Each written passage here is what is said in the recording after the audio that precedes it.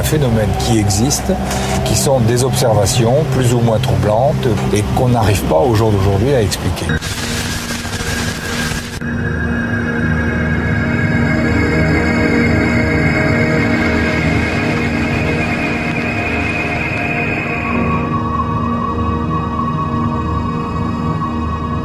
Je suis ici avec ma femme et mon fils en 94, ici, au sommet de la montagne. Et on a vu, après une très belle nuit sans lune, bien sûr.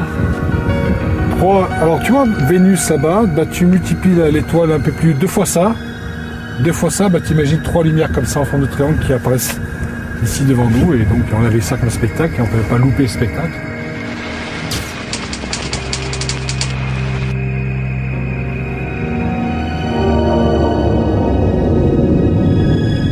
C'est énorme. 4 minutes, 2 minutes maximum, l'objet était au-dessus de la montagne, il est venu au-dessus de nous, puis il a disparu. Mais c'était l'ambiance qu'il fallait voir, hein. C'était un truc de fou, quoi. Et on a regardé, il y avait 2 boules jaunes assez lumineuses qui bougeaient pas, qui étaient l'une au-dessus de l'autre.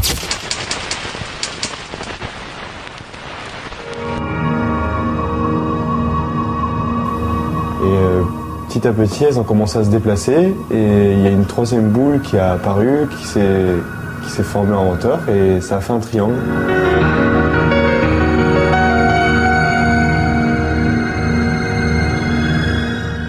On voyait une plateforme, c'est-à-dire on voyait plus le ciel au milieu de ces 3 points. Ça faisait vraiment quelque chose qui se déplace en silence et ça avait l'air d'être quelque chose d'énorme.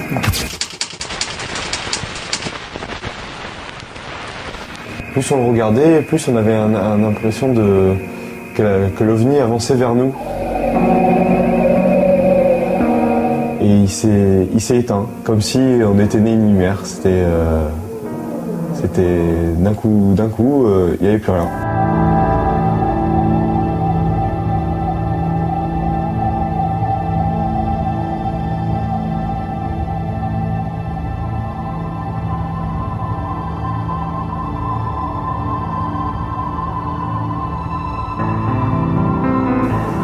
Depuis l'arrivée des caméras vidéo, les documents amateurs sont de plus en plus nombreux à venir appuyer les témoignages d'OVNI.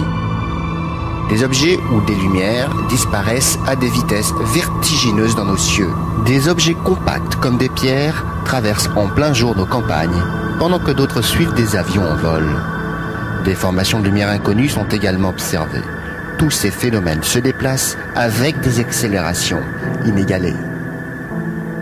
Ces phénomènes sont aujourd'hui appelés des PAN, phénomènes aérospatiaux non identifiés, et ils sont pris très au sérieux par nos autorités.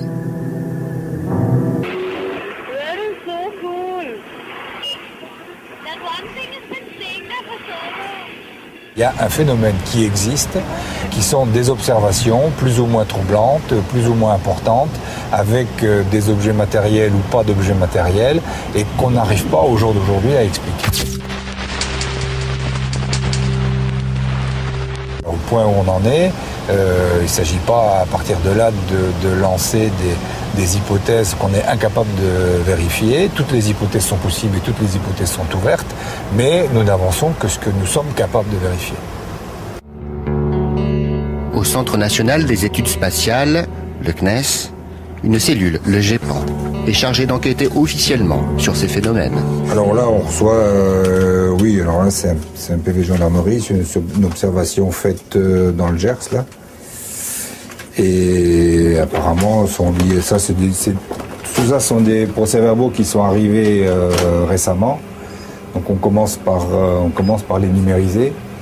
On a plusieurs appels par jour. On a beaucoup de gens qui téléphonent, qui envoient des messages électroniques, qui commencent à témoigner par mail. Après, on les dirige vers la gendarmerie. On reçoit quand même l'équivalent de 2 ou 3 PV sur une semaine, hein, actuellement. Et à chaque PV de gendarmerie, le GEPAN a l'obligation d'enquêter sur les observations. Bon. Tous les éléments sont analysés scientifiquement, souvent, sur la base des croquis établis par les témoins. Des croquis nous sont donnés par les témoins.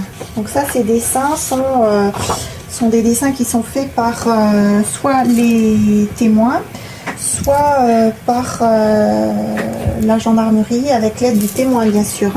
Tous les procès-verbaux sont retranscrits par le GEPAN, ainsi que leur enquête, dans un rapport très officiel. En 10 ans, près de 200 cas ont été ainsi analysés. 28 juillet 2007, à Nantes, observation d'un objet de forme ronde volant dans le ciel durant 3 à 4 minutes. 7 juillet 2005, observation déposée par l'équipage du vol AF 7705 suite au croisement d'un objet à moins de 1 mille nautiques. 2 août 2005, observation par l'équipage du vol FUA 1252 d'un objet traversant la trajectoire de l'avion. 5 août 2005 à Champigny, observation d'une énorme masse transparente et souple communiquant avec le témoin. Tous les cas sont classés de A à D en fonction de l'explication que l'on peut leur donner. A, l'observation est tout à fait explicable et D, l'observation ne trouve aucune explication scientifique. À Bar-sur-Loup, un pan a retenu particulièrement notre attention, car il a non seulement été photographié, mais une trace radar, produite par l'aéroport de Nice, vient confirmer ce phénomène aérospatial non identifié.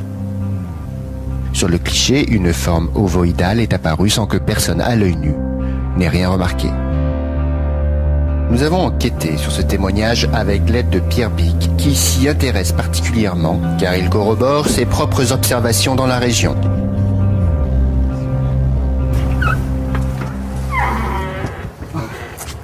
Donc voilà, c'est la terrasse où j'ai pris la photo, avec la petite vue sur le village.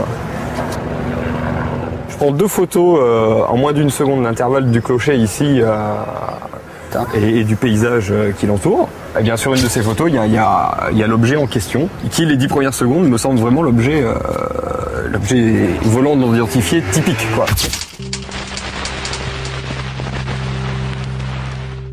Je téléphone à la gendarmerie et là je suis assez étonné de voir que personne n'est étonné. Au contraire, le gendarme qui me reçoit me dit écoutez, on est intéressé parce que l'aéroport de Nice nous a contacté pour un tracé radar d'un phénomène atmosphérique non identifié. Et on serait intéressé de savoir s'il y a une corrélation ou pas. Donc il me pose la question de savoir à quelle heure j'ai pris la photo, etc., etc. Et effectivement, ça correspond peu ou prou à la chose au tracé radar. L'énigme de la photo est suffisamment importante pour que les gendarmes se déplacent sur les lieux. Même si le phénomène volant n'est pas encore classé non identifié, l'espace aérien français est de toutes les façons sous haute surveillance. Et tout phénomène suspect doit être analysé avec le plus grand soin.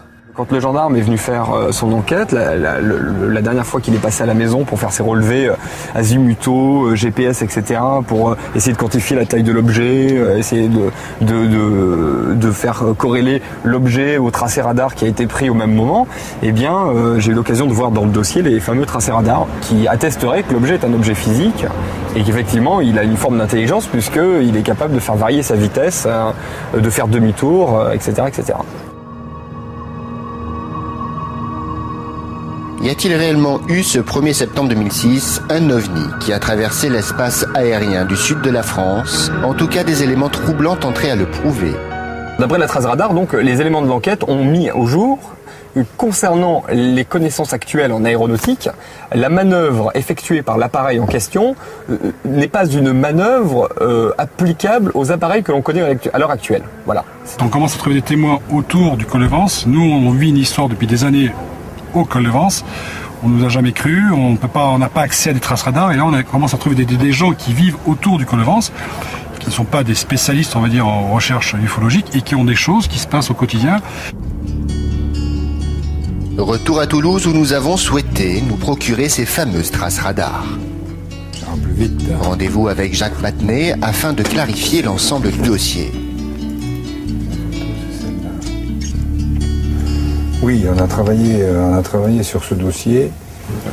Et là, au départ, c'est une simple photo, parce qu'il n'y a pas eu d'observation visuelle, hein, parce que le témoin a trouvé cette tache, disons, sur la photo.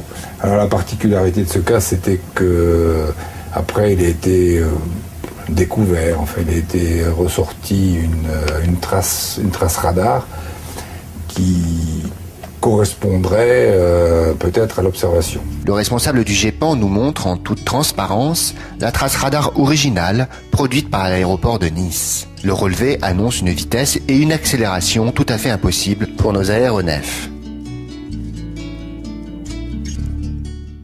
On aurait, si on en croit le graphique, une vitesse qui passait de 101 nœuds à 254 nœuds. Donc une accélération extrêmement rapide de ce qui a provoqué la trace. Mais en regardant de plus près, les experts ont pu définir avec certitude que la trace radar n'est qu'un simple écho de la trace radar d'un avion. Donc le résultat de cette analyse, encore une fois faite par la DGAC, et pas seulement faite par le GEPAN, mais en s'appuyant donc sur les experts de la DGAC, montre qu'il n'y a pas a priori pas de détection radar particulière correspondant à la photo. Phénomène bien connu des opérateurs radars, il ne s'agit donc pas d'une trace en elle-même. Mais ceci n'explique pas tout, et notamment l'image du pan, bel et bien présente sur le cliché. Reste à savoir ce que peut bien vouloir révéler ce cliché comme information aux experts.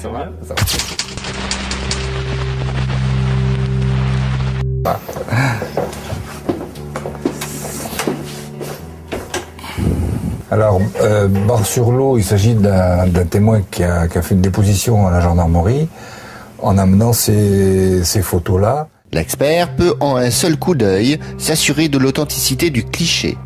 Il n'y a pas de photomontage, il est même capable, grâce au niveau des grilles, d'évaluer la distance de l'objet. Si cet objet est sombre, vu la clarté que je vois ici, je ne fais pas de mesure, mais si on compare au point sombre dans la montagne, il est beaucoup plus loin que ces montagnes.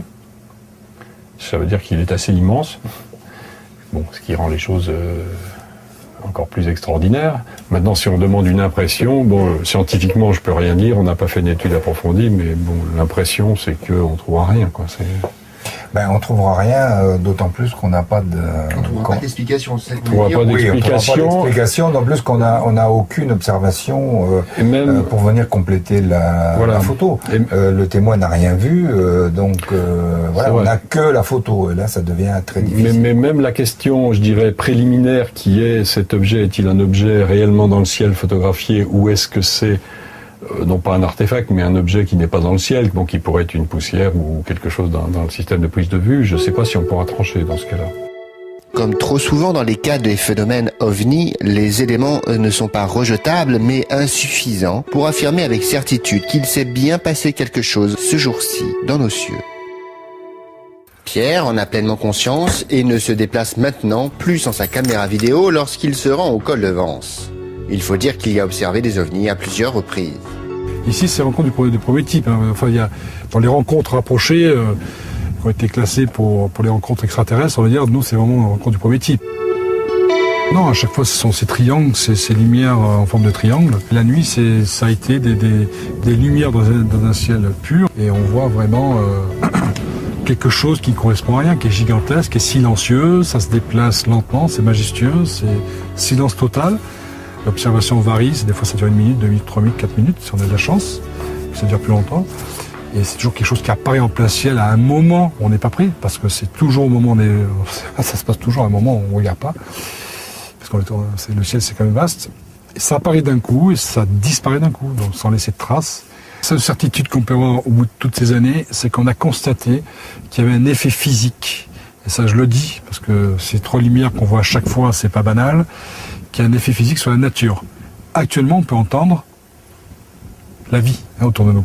On entend le grillon, on entend qu'il y a une vie autour de nous. À chaque fois, on s'est rendu compte qu'au moment de l'apparition, il y avait un silence total. Donc, on l'entend c'est le subconscient qui le remarque. C'est-à-dire que quand l'OVNI disparaît, c'est l'inverse qui se passe, c'est la vie se réveille à nouveau.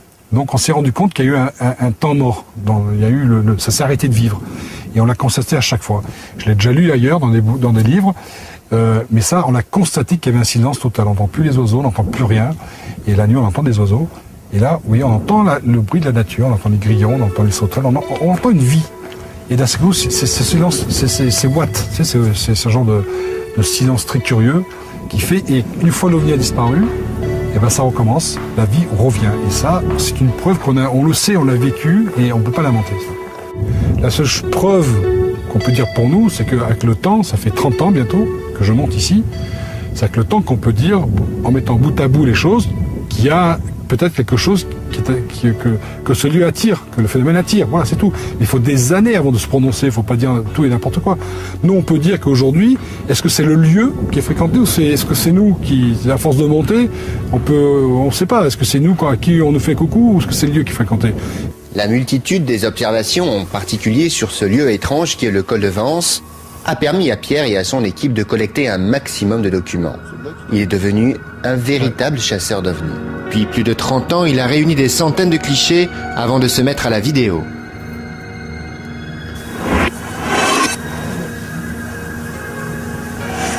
Toutes les photos prises sont analysées dans les moindres détails et beaucoup d'entre elles révèlent des objets non identifiables.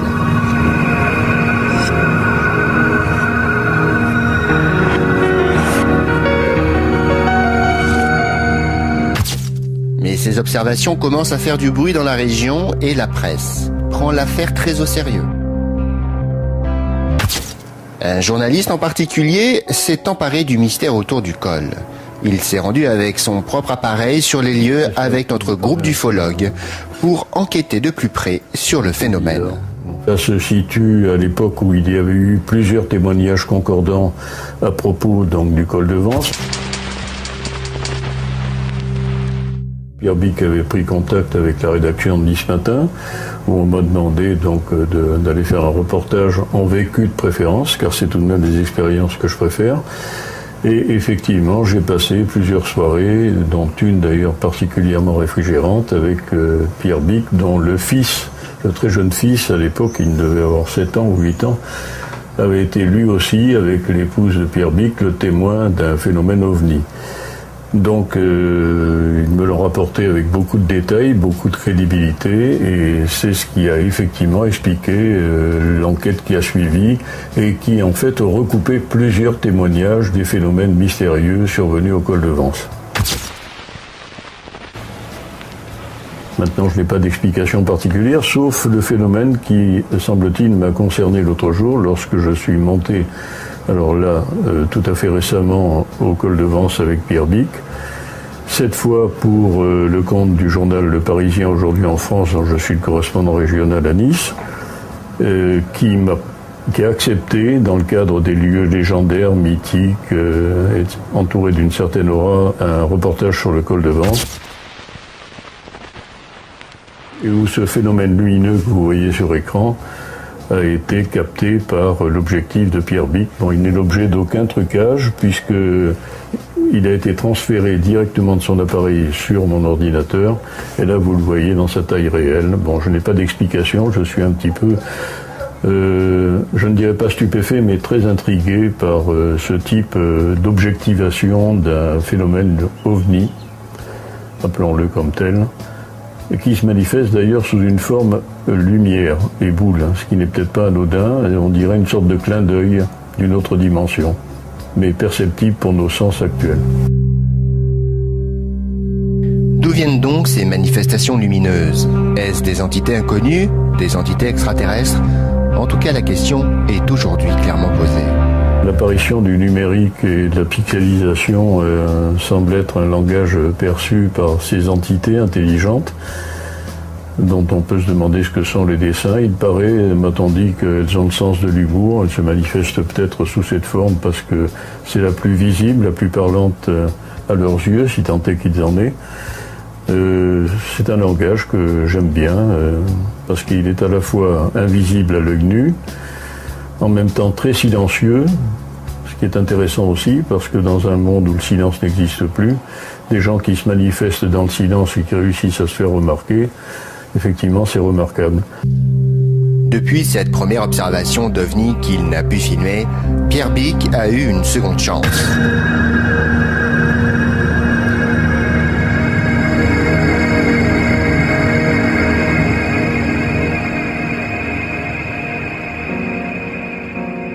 Ça faisait une demi-heure qu'on était sur place et donc d'un seul coup apparaît des lumières, alors très curieuses puisqu'elles sont fixes, très lumineuses, et pendant un quart d'heure ces lumières vont apparaître jusqu'à un moment donné, ça va être un triangle qui va se former. Oui, ce sont bien des objets volants non identifiés, mais on n'a pas la preuve que c'est extraterrestre. Je ne peux pas vous le dire, ça, que c'est extraterrestre.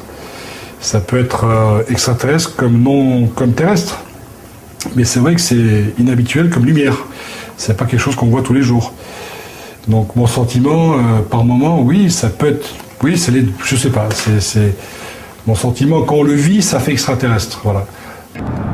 Aujourd'hui, Pierre se rend 2 fois par semaine avec ses amis faire des veillées au col de Vence. Pour lui, une zone d'anomalie permanente. Qu'est-ce qu'on attend? On ne sait même pas ce qu'on cherche dans le fond de nous-mêmes. On ne sait pas ce qui va débarquer, comment ça peut être des ennemis, ça peut être horrible, ça peut. On ne sait pas ce qu'on recherche. On est attiré. Grâce aux veillées, ils ont réussi à observer à 2 nouvelles reprises le même triangle lumineux. Depuis, ils prennent des photos étranges. On fait des photos et puis on ne voit rien de nu et puis il apparaît donc sur l'écran des objets ou des formes un petit peu particulières.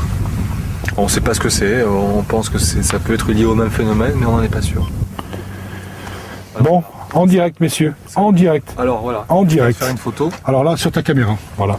Que je disais, en direct. Alors là, je peux pas la monter. En direct. Ouais. Sur ta caméra. Il faut bien préciser que c'est pas la lumière ta caméra. Alors, tu en as. Regarde, il y en a une à côté de Jean-Paul et le spot est carrément sur ta caméra. Ici. Ça, c'est une photo que tu viens de prendre ? À l'instant. À l'instant. Nous avons demandé au GEPAN de bien vouloir nous donner son avis sur les documents du col de Vence et en particulier sur le document vidéo d'OVNI.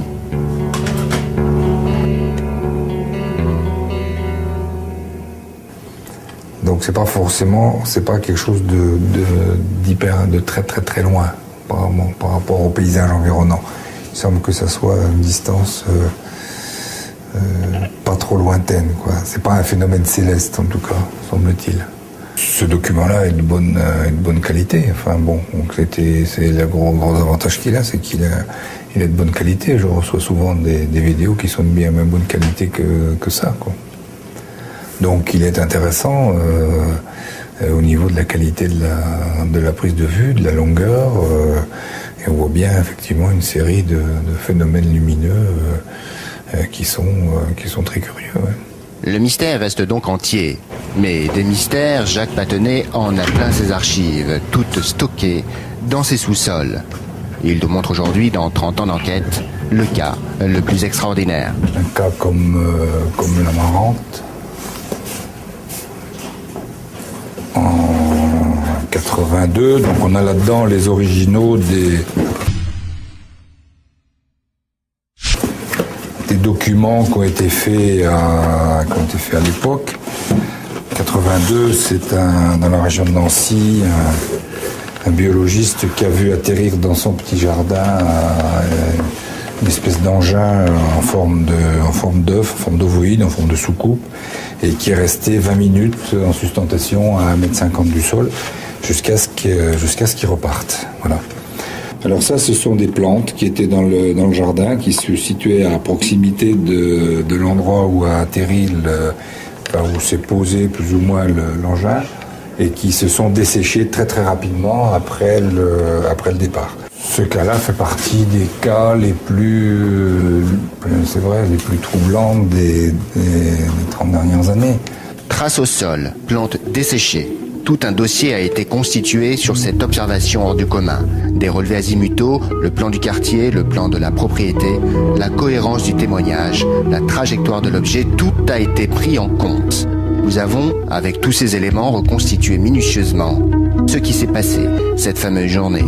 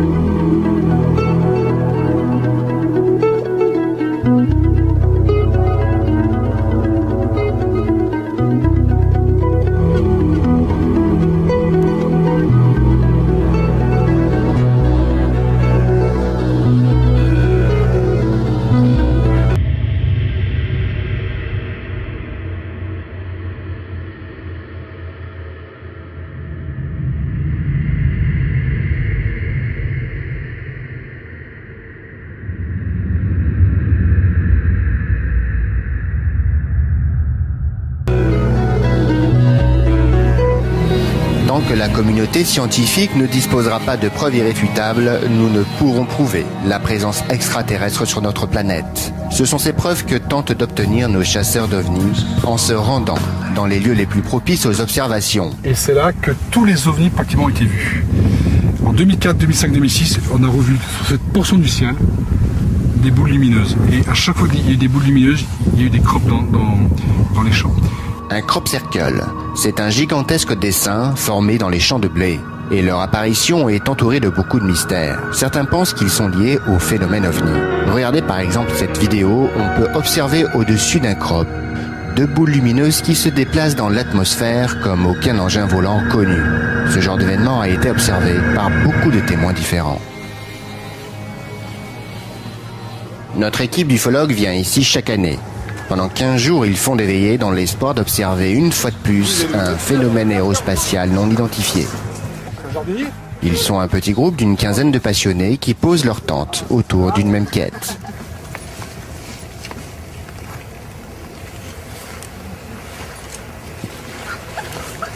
Bon, ça vous plaît la cantine, Macaï?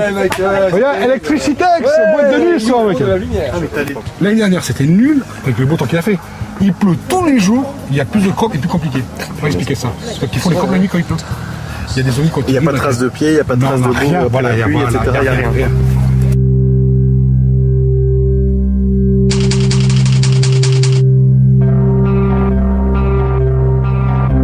Les années précédentes, Pierre a filmé les mystérieuses formations de crop circle et en a fait un DVD lié au phénomène du col de Vence.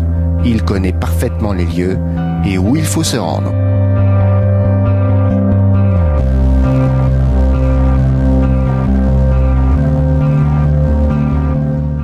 Alors le Bar Gin, c'est le pub où tous les spécialistes des crop circle, ufologues, se donnent rendez-vous.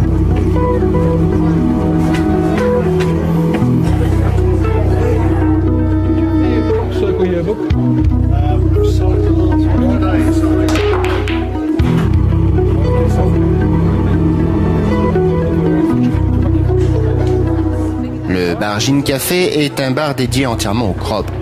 Les convaincus et les sceptiques s'y retrouvent régulièrement.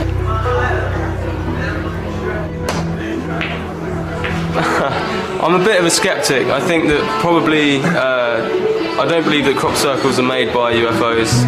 I think that they're man-made, but I think they're really cool. I think they're good to look at, and yeah, I don't necessarily buy into the mysticism of it all, but I think they're cool. I think they look nice, and why not, you know? I'm a little unsure. I mean, it seems strange that no one can ever actually, see them being made, and they just appear overnight is a bit sort of sceptical, and whether or not it can be done is another thing. But I mean, they're good to look at, they're great for the area, so why not have them here? And one day, I rode a horse coming back into the stables.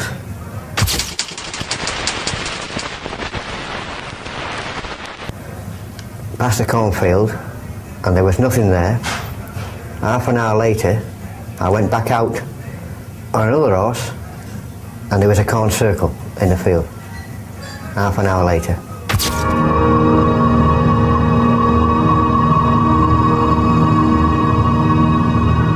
There was nobody there, there was nobody around. And to do it without anybody seeing anything, it's unbelievable. But it happened anyway. So it's I've seen a lot of lights around here at night. And it's a mystical place around here. It really is. The energy fields, and there's 3 energy lines apparently, They all meet up at Avebury. Yeah. There's a lot of energy around it. Maybe something to do with that, or UFOs definitely, Et des témoins d'apparitions soudaines de crop circle, il y en a plus d'un ici dans la région de Kane. Nous avons rencontré un autre de ces témoins les plus sérieux, un pilote dans la région depuis plus de 8 ans. Seen a few strange things in this area.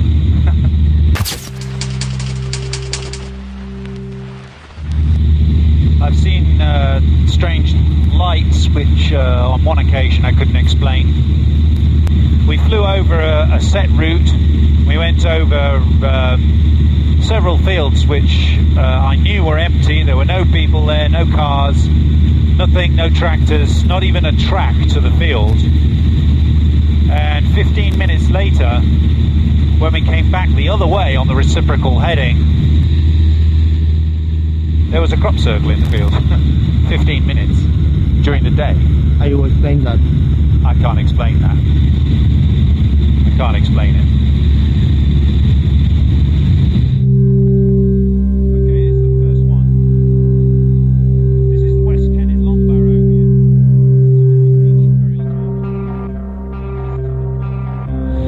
Incredibly accurate. There's no mistakes in it. It's perfect. And if a human being made that, I'd like to meet him. I think he'd be a very good architect or something. Chaque année, près d'une vingtaine de nouveaux crop circles se forment sans que personne ne puisse expliquer comment. Nous retrouvons Pierre et son groupe au Silent Circle Café, un véritable QG pour passionnés de crop circle. Ici, on échange toutes sortes d'informations et on vient surtout se renseigner du dernier lieu où s'est formé un crop. Les premières personnes qui en repèrent un le font immédiatement savoir par l'intermédiaire de ce café. Le dernier en date, apparu à peine la veille, a déjà sa photo aérienne mise en ligne sur un site spécialisé. Pas une minute à perdre pour notre groupe.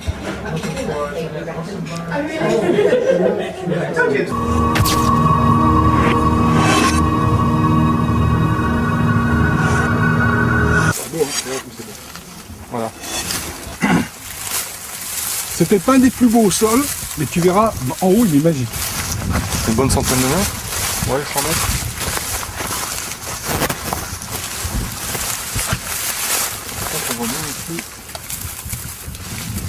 Là, c'est du blé qui a été couché, c'est ça? Ouais, c'est du blé qui a été couché en fait par un phénomène qui pour l'instant est assez inexpliqué puisque ça se fait très rapidement, sans lumière la nuit. Donc en fait pour avoir des points de repère c'est trop difficile.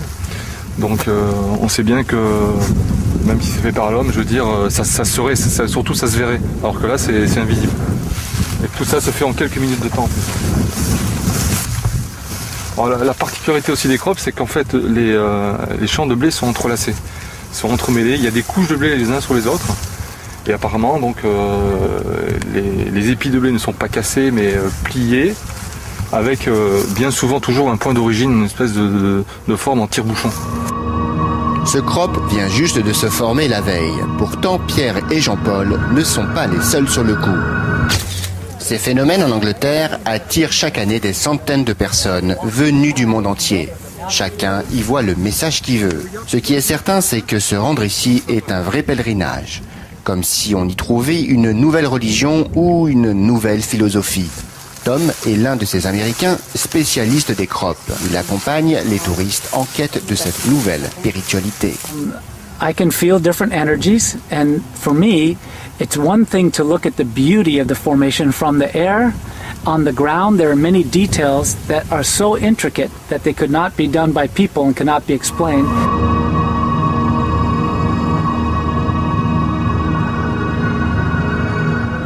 It's a gift from universe. It's a gift from universe because this is the time we have to evaluate our consciousness. I've been coming to the crop circles for 7 years. Why? There is a specialness about them, a uniqueness about them, information that I feel is contained within them, and I'm curious to connect with that information. Mais nos chasseurs d'ovnis, eux, ne sont pas venus chercher une nouvelle religion. Ils veulent avant tout comprendre ce phénomène, car pour eux, il y a un lien évident avec celui du col de Vence. Ouais, c'est une faire Pierrot à l'instant, donc il a photographié. C'est ce qu'on appelle photo surprise. Photo surprise parce que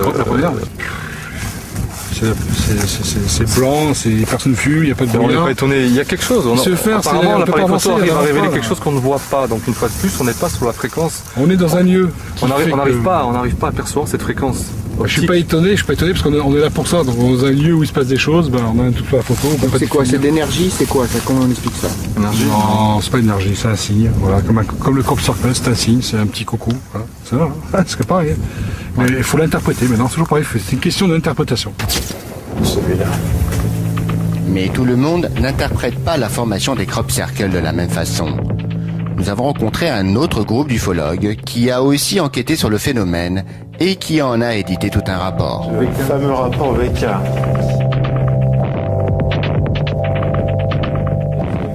Un rapport fait par plusieurs collaborateurs sur plusieurs années. Un rapport qui tentait de prouver l'origine humaine des crop circles. En 1989, c'était un groupe d'ufologues qui était intéressé par le phénomène des crop circles. Qui à cette époque-là apparaissait en Angleterre. Donc l'idée de base, c'était d'aller vérifier notre hypothèse sur le terrain. L'hypothèse, c'était l'origine humaine des crop circles. Donc on a décidé de se faire un voyage en groupe et de vérifier dans les crops certains points clés qui nous permettent de dire que c'est d'origine humaine. Sur 80 pages, l'équipe VK tente par une méthode rigoureuse de démystifier les crop circles. Les points principaux, c'était donc la faisabilité, le cheminement facile pour faire les figures successives. C'était donc la visibilité, oui, le concept de visibilité, c'est-à-dire qu'en fait un crop circle il apparaît rarement caché, il est tout le temps dans un endroit bien visible où n'importe qui le matin en passant avec sa voiture au bord de la route va voir ce truc dans le champ à côté de lui. Fait pour être vu. Fait pour être vu. Les erreurs qu'on retrouvait, c'était quand même des erreurs typiquement humaines. On voyait bien qu'il y avait des erreurs de création. Surtout, il faut savoir qu'en début de saison, les crop circles se font dans des champs de colza. Et là, je dirais une figure sur deux, on retrouvait des traces de cordes sur les tiges du colza. Par exemple, le vent ou la pluie vont faire que les tiges qu'ils avaient froissées au centre des traces de tracteur vont revenir à la normale, sont peupliées. Donc finalement, effectivement, quand on arrive sur un crop circle qui est dans un champ, au premier abord, on ne voit pas de traces d'accès. Et ce qui peut paraître vraiment super mystérieux, quoi. De la fabrication, on a découvert qu'il y avait quand même un cheminement qui se faisait. Sous certains pliages, on découvrait des sentiers. C'est-à-dire qu'on voyait bien comment les personnes avaient procédé pour travailler sur le terrain. Ils avaient... comment dire, des débouches. On avance à un endroit et après on recouvre ses propres traces. Donc ça on l'a détecté dans beaucoup de crops. Il y a des ébauches qui sont faites, des chemins qui sont créés et qui vont disparaître sous les épis pour se rendre à tel ou tel endroit. Je dirais que par exemple tous les cercles, il y a un traçage au départ, on l'a vu sur un site particulièrement qui s'appelle Upton Scudamore, où donc c'était un cercle à anneaux, et donc sur lequel, sur les anneaux, il y avait posé des petits cercles, donc c'est des satellites en fait, qu'on appelait. Et bon, on voyait bien que l'anneau avait été fait avant les cercles, avant les satellites, parce que quand les satellites on écartait les céréales, et bien l'anneau continuait sous ces cercles, ce qui prouve qu'il avait été fait avant les cercles. Donc c'est vraiment une conception typiquement, je dirais, de land art, d'art éphémère. Moi je dirais que à 95% pour moi l'hypothèse humaine c'est la première. Il n'y a aucun problème. Après je laisse une porte ouverte sur des phénomènes annexes. Pourquoi pas? Enfin, je ne suis pas fermé à des choses qu'on ne connaît pas encore. Ça pour moi ça peut être dans l'ordre des choses. Mais ce que je vois de ce qui est fait dans les champs, pour moi, ne me permet pas de dire qu'il y a autre chose que l'humain qui fasse ce genre de choses. Mais cette thèse n'est pas entièrement partagée par le groupe de Pierre Bic. La fabrication humaine pour eux a des limites.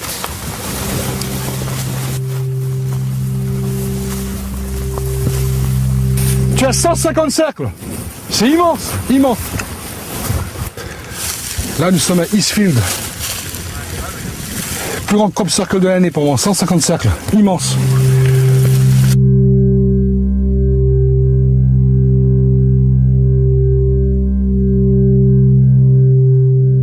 Regardez les cercles comme ils sont de plus en plus grands, immenses. Là, tu arrives au plus grand, 150 cercles. Julien, regarde ce cercle. Alors, il n'est pas immense celui-là? Hé, tu imagines un être humain faire ça en pleine nuit? Ah mais regarde l'immensité du cercle. Oui, c'est le plus grand cercle qu'on ait jamais vu. Non mais tu te vois un type faire ça? Il est en pente, hein. Celui-là, ça voit tout de suite que... Il est en pente. Il est en pente. Gigantesque, hein, celui-là, gigantesque. Ça, c'est pas un faux, attends. Il y avait des gens, il y avait un caméraman sur la colline. Ils sont enchevêtrés comme ils le sont. Ils étaient trois. Et la particularité, regarde, ce cercle, il est en pente. Il est pas sur du plat. Ouais. Va faire ça, toi, la nuit, un truc parfait. On va te remontrer la photo. C'est la perfection. Dessus, quoi. Perfection. Et ce qui s'est passé, il y a des mecs qui ont mis des caméras toute la nuit. Et pendant 100 minutes, ils ont débranché les caméras pour les déplacer. Quand ils ont rebranché les caméras infrarouges, le truc était apparu. Et en 100 minutes, 150 cercles. 5 minutes. En 100 minutes, 150 cercles, c'est impossible. De cette taille. Et il y a eu un éclair.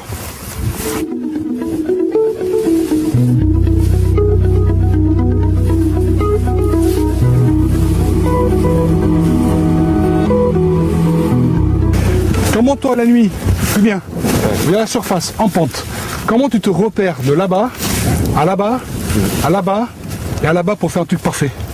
Non mais on est d'accord? T'es d'accord?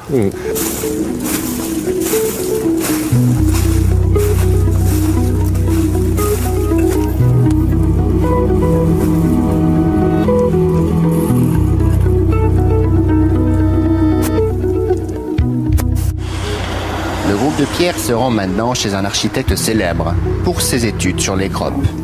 Il en profite pour lui montrer leurs photos étranges. Jim, have a look at that photo. Inside the crop circle, 115 Michael Kligman répertorie tous les crop circles chaque année, depuis 17 ans. Il les analyse méthodiquement avec son œil de professionnel. The first thing to be established is that people can make crop circles. People do make crop circles.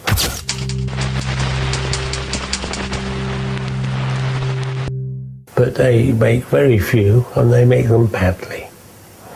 And underneath this percentage of hoaxes, there is a long program which shows an absolutely unbelievable level of invention and innovation and art and knowledge.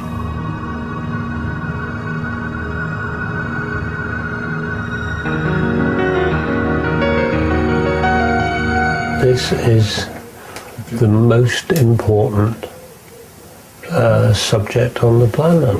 I think this is hard, clear, certain, indisputable evidence of contact with our cousins. Et si un vrai contact devait s'établir, Pierre compte bien le filmer avec ses amis, pendant ses longues veillées au sommet des collines. On va essayer de filmer un phénomène ce soir, parce que le temps le permet, donc on veut filmer au-dessus des champs les phénomènes qui pourraient produire les crop circles, si ce sont des phénomènes qui les produisent. Donc on est armé pour. Parce que, caméra, jumelles. Ouais. On va pas dire que c'est rencontre du troisième type, mais bon, on va dire que c'est plutôt... on est dans un endroit où il se passe plein de choses. Paranormal, crop circle, ovni. Et voilà. Attends, tu vois la vue qu'il y a ici? C'est hallucinant quoi. Donc là, rien ne peut nous échapper ici. Rien. On voit tout. Voilà. Rien ne peut leur échapper ce soir. Et visiblement, ça n'arrange pas tout le monde. Un homme installé avec une caméra vidéo va venir expliquer à Pierre que lui et ses amis sont indésirables ici. We want basically quiet. We don't want any noise or any light or anything. We can't stop tourist people coming. I mean, yeah.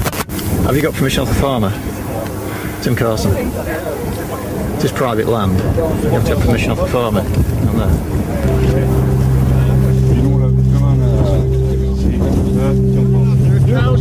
It's a nature reserve. Nobody's allowed up here without permission, right? So all 100 tourists. That's the bottom line. Everybody walking into crop circles, which well, they're not allowed on there. They've already been prosecuted. We've had the police clamping cars, taking people away. They're not allowed in that field. It's private land.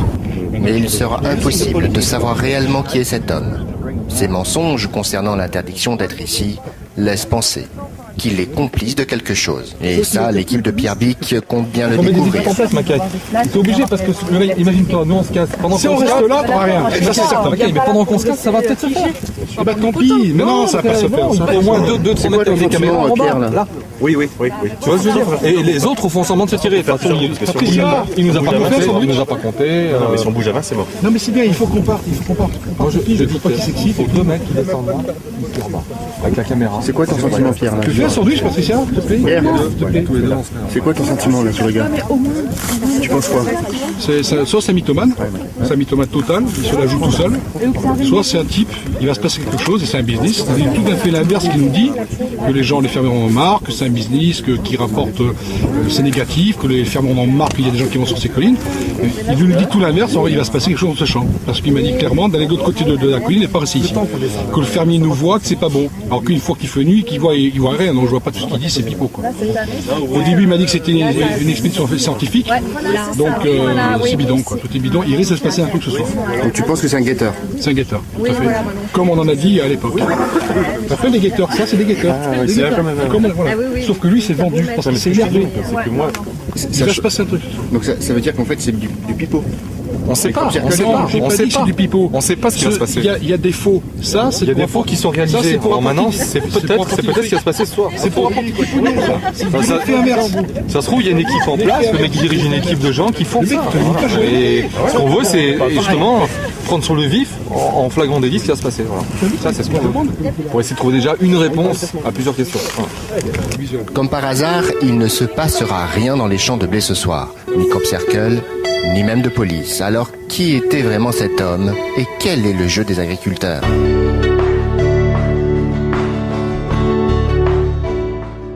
Nous nous sommes rendus auprès des premiers concernés par la présence des crops dans les champs, les fermiers eux-mêmes. Le droit d'accès à leurs terres est clairement signalé sur les panneaux. C'est £1 livre par personne, soit 1,50 €. Nous avons voulu les interroger sur le phénomène crop. Un employé téléphone à son patron pour notre demande d'entrevue. And what site fee are you offering? Sorry? French TV. Yeah, but do you pay any fees or not? No. No, because it's a small couple of minutes interview. It's only 5 minutes saying about what you think of crop circles and fields and damage in that. Right, hang on a second. He was. Yeah, I'm sorry to bother you. We're just looking for a couple of minutes interview of what farmers think of their own fields. Are they happy or not happy about crop circles in their own fields? Just we're looking for some, to find out what people think about what's happening here, Yeah, sorry, I'm quite busy, but. And what is your opinion about crop circle? Is it a big problem for farmers? Yeah, it's a really big problem. They cause loads of damage, cost thousands of pounds. Yeah, we know. But I've got to go, so. You don't like that? Bye-bye. You don't like crop?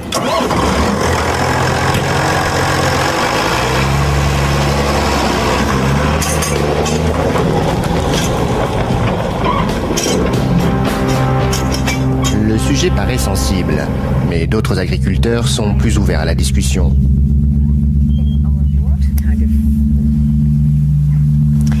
When we very first had crop circles in 1990, this formation has devastated over 2¼ acres of crop. So we're probably talking between £1,500 and £2,000 worth of loss. And in the early days, we actually charged people because so many people were coming onto the land.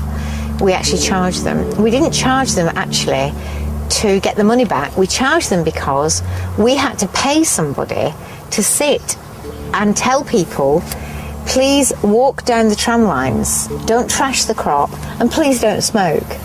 So we had to pay somebody to do that, and in order to pay them, we charged people £1, which wasn't a lot of money, and we said you can stay in the field for as long as you like. And people really liked that because it meant that for the first time ever, they weren't looking over their shoulder thinking, am I trespassing? They weren't trespassing. We don't charge now.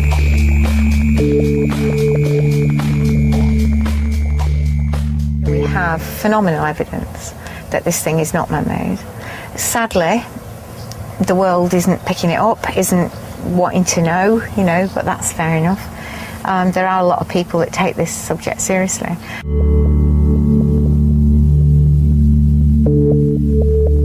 I'm happy to help anybody. We do it in a good way. I know. Not in a And bad I'm way. happy to help anybody, because that's my mission, is just to get this thing known, Yeah. Because something's going on. And they're trying very hard. Encore beaucoup d'énigmes résident autour du phénomène des crop circles et des ovnis. Personne aujourd'hui n'est véritablement en mesure de confirmer ou d'infirmer une présence extraterrestre sur notre planète. Mais de plus en plus de gens consacrent une partie de leur vie à essayer de découvrir la vérité. La recherche de la vie extraterrestre est un objectif scientifique qui est maintenant clairement affiché. Il n'y a aucune interdiction de penser quoi que ce soit et surtout pas d'imaginer qu'effectivement il peut y avoir une intelligence extraterrestre qui puisse se manifester d'une façon ou d'une autre. Alors sommes-nous déjà sans le savoir observés par des créatures extraterrestres ? Sommes-nous à l'aube de découvrir enfin l'existence d'une intelligence venue d'ailleurs ? Il semblerait en tout cas que les scientifiques l'envisagent très sérieusement.